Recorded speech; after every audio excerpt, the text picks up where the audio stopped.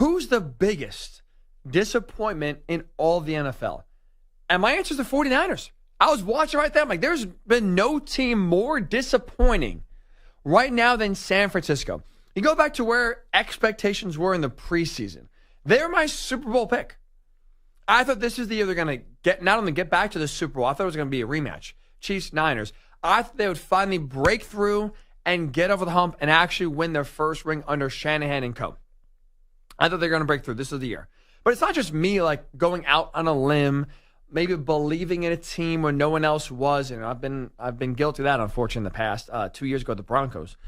Big swing and a miss by your boy there. But I think Vegas had him as the second highest odds to win the Super Bowl. The 49ers have one of the best rosters in all the NFL. So that was a cold take, if you will. People want to call me hot take hickey. That was a cold take. Oh, the 49ers will win the Super Bowl. A lot of people were picking San Francisco to get back to the Super Bowl and win it this year. And so when you look at where preseason expectations were, and now not even at Thanksgiving, you look at where the 49ers are, 5-6, last place right now in the NFC West.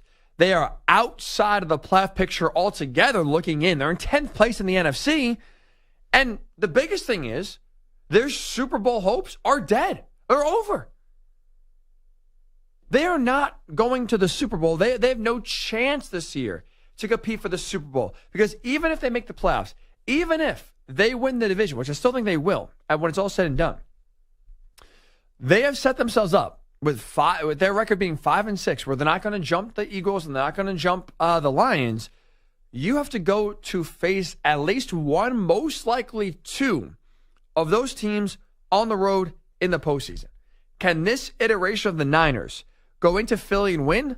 Go into Detroit and win? No. Can they even win a first-round matchup at home against the Vikings?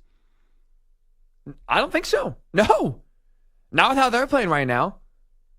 So you look at where the 49ers' expectations were compared to where they are right now with how bad this season has gone. They've been the biggest disappointment by far. By far. I can't think of a bigger one. If you can, 855-212-4227. 855-212-4227.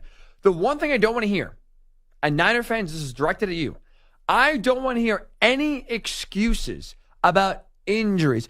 Oh, we didn't have Purdy. Oh, we didn't have CMC for a while. Oh, Ayuk is out. How are we going to win these games? No, Nick Bosa. The 49ers are one of the few teams that I don't want to hear any excuses about injuries. Number one, they have one of the best rosters in the NFL. They have the requisite depth to make up for and replace a lot of the players they have lost. I mean, hell, Christian McCaffrey, right, is one of the best running backs in the NFL.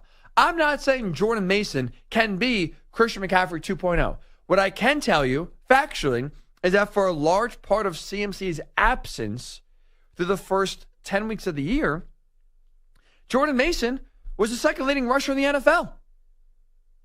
He did the best he did as well as you could have asked any backup to play and then some.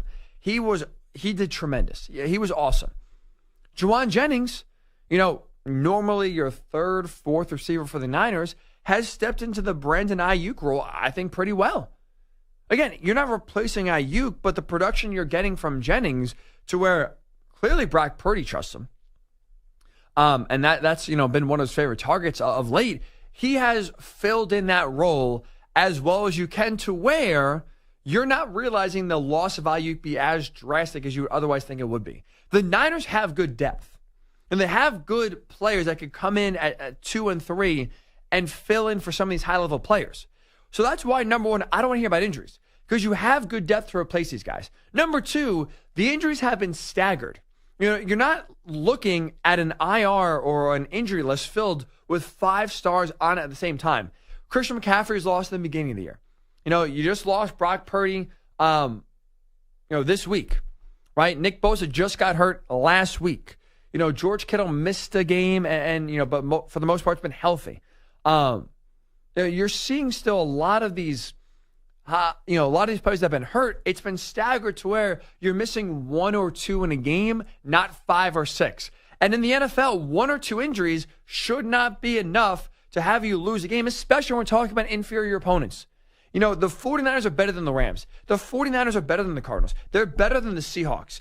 Even without one or two of those guys, you still can't be losing those games at home. You still have to find a way to win, and they haven't been doing that. The injuries don't belong or deserve to be an excuse there. You're still talented enough to get it done. And again, speaking of talent, you still have plenty of high-level players on the field playing for you. Brock Purdy's been healthy most of this year. I think he's been a disappointment. He's not played as well as he should have. Christian McCaffrey's now back. Deebo Samuel's been on the field. George Kittle's been on the field. Trent Williams has been healthy for the most part.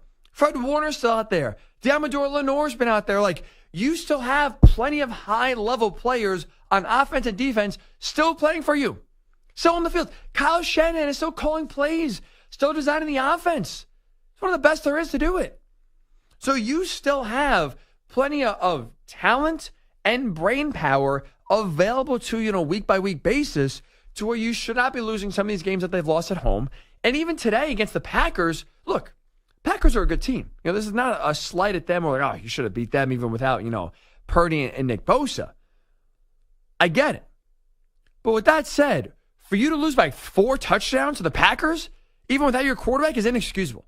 Inexcusable. Shanahan has to be better.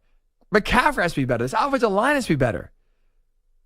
You are not, even without Nick Bosa, Brock Purdy, and Trent Williams, you are not 4 touchdowns worse than the Packers on the road. The Packers have struggled with consistency.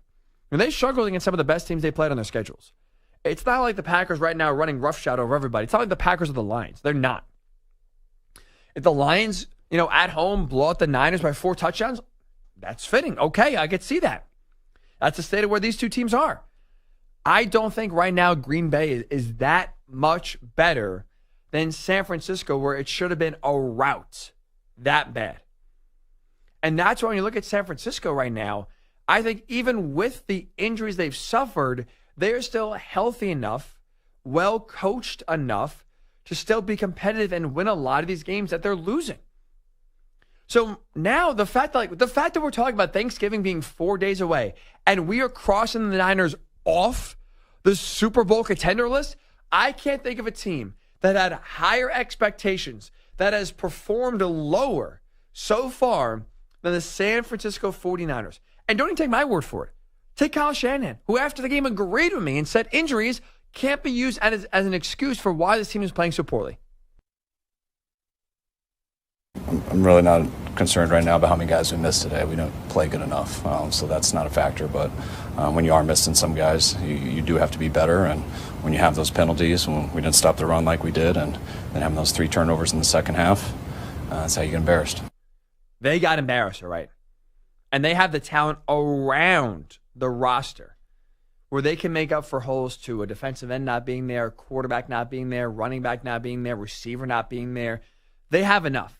And they have yet to really, I think, show it so far this season.